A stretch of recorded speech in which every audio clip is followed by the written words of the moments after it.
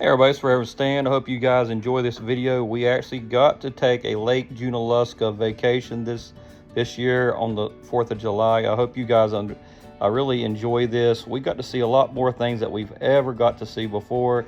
Every time that we actually went to Lake Junaluska, it has always been a conference.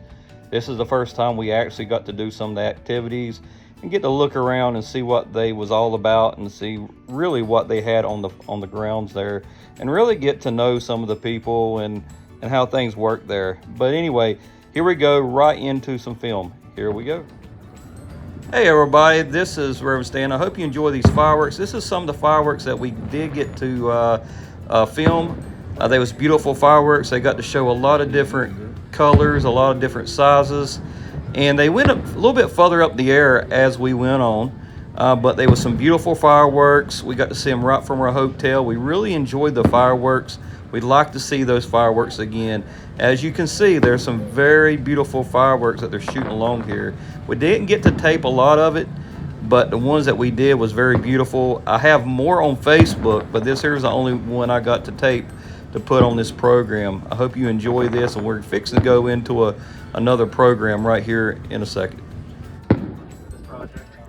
Hey everybody, it's Reverend Stan. We're going to go on a boat cruise. I hope you enjoy this boat cruise at Lake Junaluska. It tells you about all the sites, all the buildings that's there, and I hope you guys enjoy this.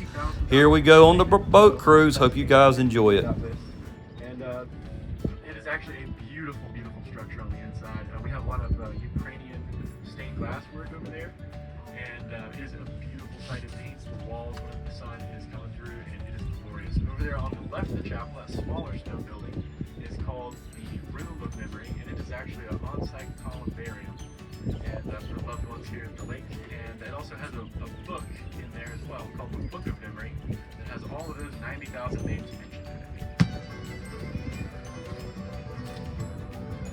Over there on the left as well, we have an on-site scatter garden below that little tree out there.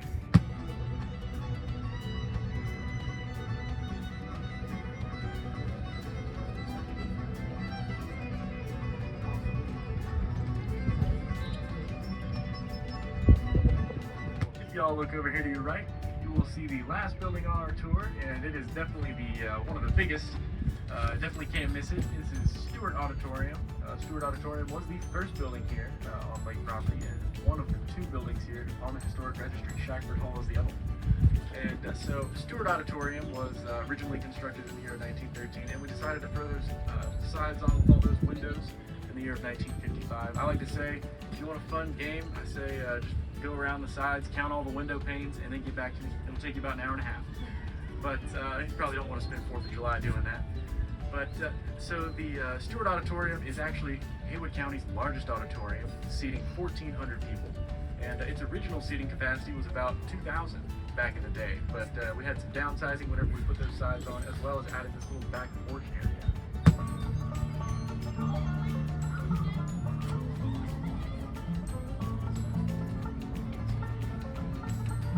Ladies and gentlemen, thank y'all so much for joining us today. While the cross is still being lit, asking us to keep the cross lit year-round, as it was only on during the summer before they wrote the letter, because it served as a beacon of hope for them as they were coming out of the gorge on that rail line out of the Tennessee state. And they actually decided here at the lake to keep the cross lit 24/7 from then on. And so, you typically fall out of tradition as whenever 100 years go by. So the year of 2020 rolls around, and we actually have a local who messaged us here at the lake asking us to keep the cross lit year-round over the pandemic during those trying times, as she wanted us to see that the cross is still a reminder, and it is still a beacon of hope for us here as the locals, and it truly is. I can't confirm that. It's a beautiful sight to have here at the lake. This is one of the best views of the cross, so if y'all really want to take some pictures, I would highly encourage it right here. Pictures are strongly encouraged. Hey everybody, this is Reverend Stan again. This is the picture of the Lamberk Inn. I didn't get to record this guy talking about this. The Lamberk Inn actually burnt down in the 1800s, and they actually rebuilt this building to what it looks like today, and they added on to this building. So I thought I'd go ahead and tell you about the Lamberk Inn. It's a beautiful hotel. It's a very historic hotel. I think she said it was 120 years old, something like that. Just thought I'd let you guys know about it. Here we go. That is known as the statue of Malcolm the Swan. And Malcolm was actually one of the first swans here at Lake Junaluska, and Malcolm was a black swan, which is pretty rare for western North Carolina. But Malcolm's claim to fame here at Lake Junaluska was whenever he walked down the center aisle of the Methodist Bishops meeting in Stewart Auditorium, and it was a sight to see. Malcolm was flapping and squawking with every little bit of triumph and charisma he could muster, but he was removed from that meeting. Apparently they didn't disagree with something that he said, and so Malcolm was a very vocal swan. He liked to be heard here at the lake, and that was actually his favorite side of the walking trail, and he made impressions on everybody that walked by there. If you were walking on his favorite side of the trail, he would let you know about it. So he made one particular impression on this guy from France, and this French sculptor sent us this sculpture of Malcolm, pretty much in his attack pose right there, and we decided to put it up over there on his favorite side of the walking trail in commemoration of Malcolm. A lot of folks often ask us what happened to Malcolm, and we often say that, well, we really honestly don't know, but a lot of folks speculate that Malcolm either flew off to another lake where he would be more greatly appreciated, which I don't know why, he's got a statue here, and some others folks speculate that somebody had a really good dinner.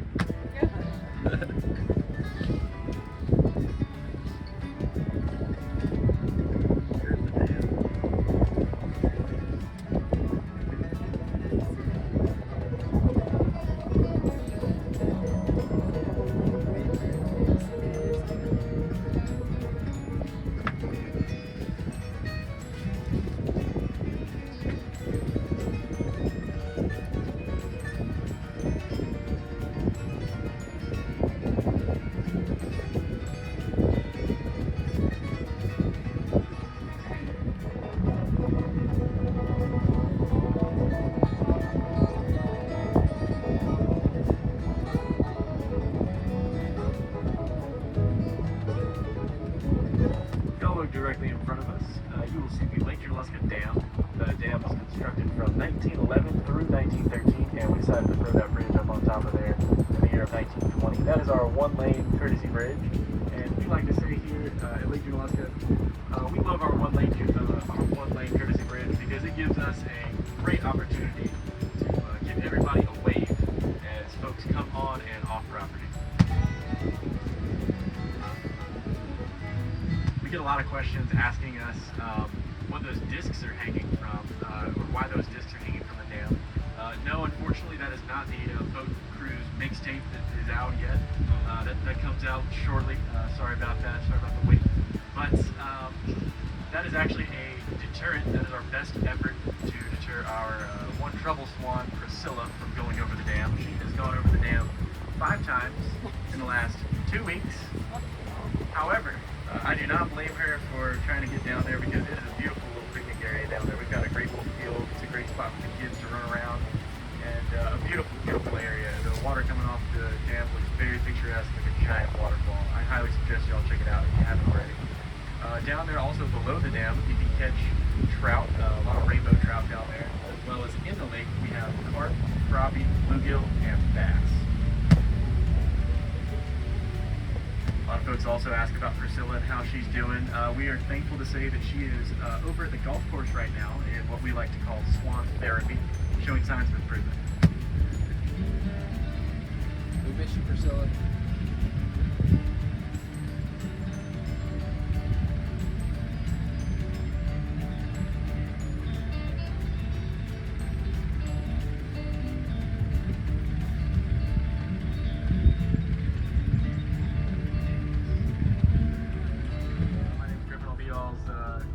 Today over here on the right we have the Terrace Hotel. There were originally 3 floors of this hotel whenever it was originally constructed in the early 70s, but there was actually a water main that broke in the basement floor of the hotel in the mid 80s due to improper winterization of the building, and so we decided to renovate it and throw those upper 3 stories on there. The Terrace has 315 rooms in offers a Marriott-like experience. Up there as well on the second floor, you can see that those chandeliers up there through those glass windows. That is the Lakeside Bistro, and it offers a really good lakeside view while you have a bite to eat. Yeah. How many of y'all are staying at the terrace this week with us? We are. Awesome. Welcome, welcome. Over there on the right as well, you guys might notice some rose bushes. That is our rose walk here on property. The rose walk has over 225 rose bushes with over 25 different varieties of rose. I don't know about you guys, but before I did these tours, I only thought there was one species of rose. And it smelled pretty good. Over here on the right, this stone building is called the Warren Center. It used to be known as the World Methodist Archive Center, and all of those archives were actually removed in the year 2020, and its name was changed to the Warren Center at that time. So those archives were moved down to Texas, and the rest of them were stored in online documents. Over there on the right of the Warren Center, you guys will see the Junaluska garden. That offers a really good little covered view of the lake up there. That's one of the 5 gardens that we maintain here. And that little brick house that y'all see over there to the right of us is noted the Epworth Directory. It is an exact brick-to-brick replica of the old Epworth Rectory over in Epworth, England. And that was John and Charles Wesley's home growing up as kids. Currently, that building actually serves as office space for local psychology students. Did John Wesley start all this?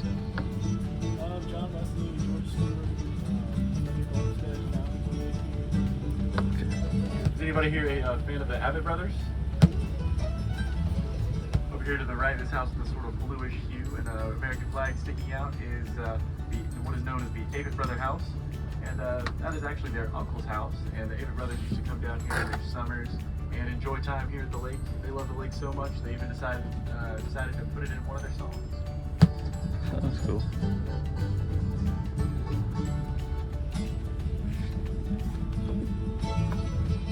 If y'all look over here to this house over here on the right with the blue pillars and the solar panels on top, that is known as the Winona House. The Winona House was established here in the year of 1913 and is one of the 13 original homes that we have here on property. It is a beautiful home and was actually George Stewart's home. And we'd love to see that the new owner continues to breathe new life into that house with those new modern day upgrades.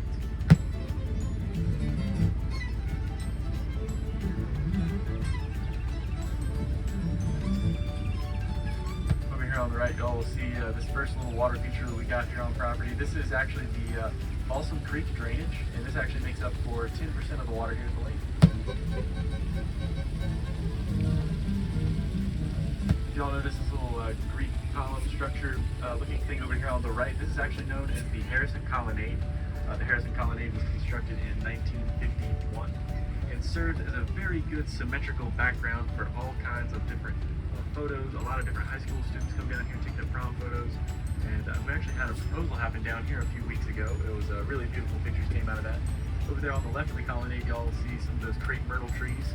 Those 2 big trees right there. That is the highest known elevation at which these trees are known to grow. Over there on the right, also at lake level with us, y'all will see that little building right there, that 1-story building. That is known as the Kern Center. Over there on the right, we have the fitness center over there, so you can go over there and get a pump, get some weight lifted in, and once you're worked up an appetite, you can go on over there to the left, and right where that red umbrella is over there, the crepes and custard, and get a nice little crepe to ease the hunger afterwards. They also have a lot of good ice cream over there. It's a very good little spot. You guys see this building up here on the hill? This is known as Shackford Hall. Shackford Hall was constructed in 1924, and it served as a space for Sunday school teachers to learn about theology. It currently holds most of our larger youth events and is actually hosting M28 this week.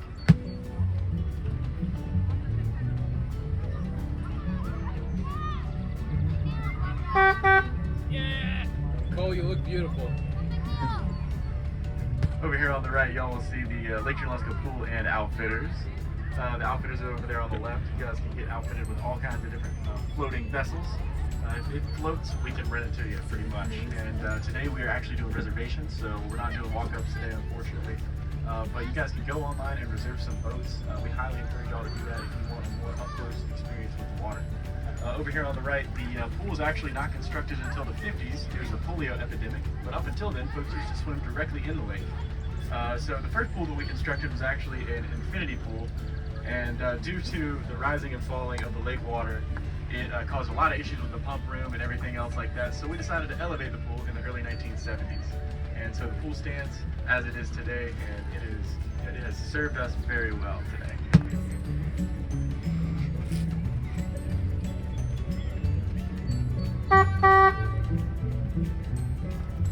Play a little game of I Spy. Does anybody see a green dog with a red collar? Over there on the right, that is Bushy the dog. Oh, the dog. Bushy is Lake Junaluska's favorite dog here, packing a lot more bark than bite. Oh, it's okay. You guys don't have to laugh at my awful dad jokes. But Bushy likes to dress up all the time for all the holidays and everything else like that. He likes to get out his little red, white, blue game for 4th of July. And then over Halloween, he was actually a ghost sporting a huge white tarp. If you guys look over here to the right, y'all will see Turbeville Footbridge. The Turbeville Footbridge was constructed in 1988. And it really serves as a very good connector from the more residential area of the lake, which is right in front of us, with a lot of different private residencies around here, to the more recreational area of the lake, which is directly behind us with all of its amenities.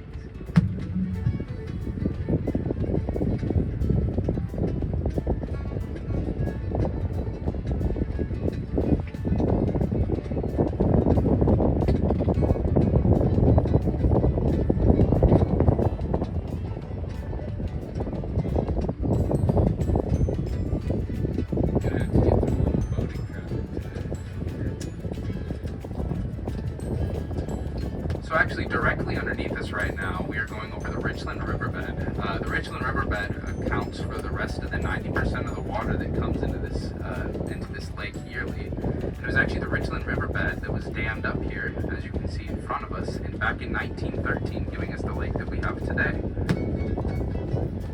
The Richland Riverbed reaches depths of about 22 to 23 feet deep at its deepest points, and its surrounding banks and the rest of the lake stays at around 11 to 13 feet deep.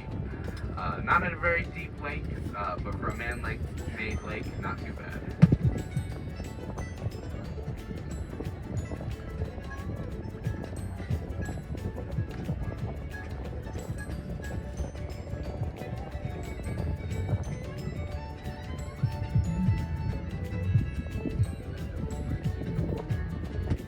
So some of y'all were asking earlier about the limits for boats and how far away y'all can get from the shore. So as y'all saw earlier, we had that yellow buoy that was off to the left of us. Right down here on our right is that fallen tree, and we ask that y'all can just stay on this side of it so that we can keep y'all in eyesight and make sure that y'all stay safe.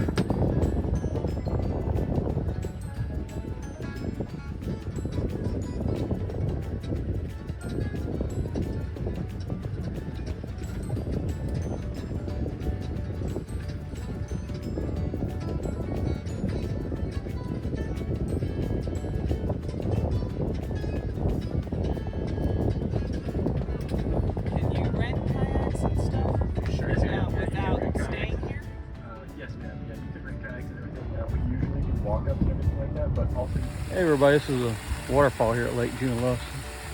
Very awesome, beautiful place. Never saw this before. Saw it on television, but never saw it. This is a beautiful place. We're sitting here walking and going down this trail, and here we go. Hey everybody, this is the bridge, and they actually put fireworks on the bridge that day I was there, and this is the Lambert Inn. This is actually a statue of Jesus. And as you see here, there's more pictures. I hope you enjoy this. And this is the John Wesley House. Right here is the John Wesley House. And this is the bird that they was talking about in the program.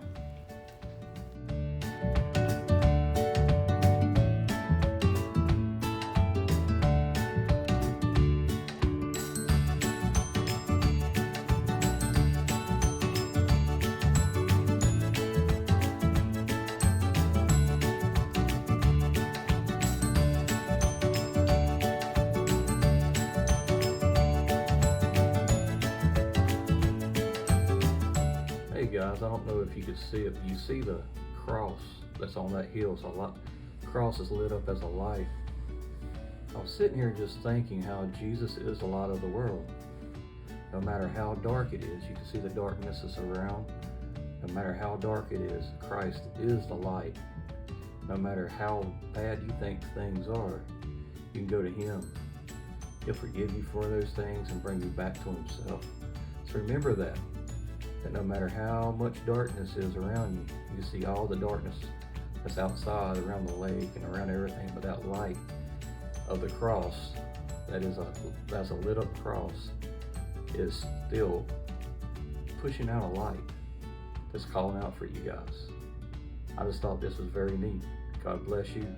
Have a blessed day. Hey guys, I hope you enjoyed that program. Share to as many people as you can. Lake Junaluska is a really good place to go visit.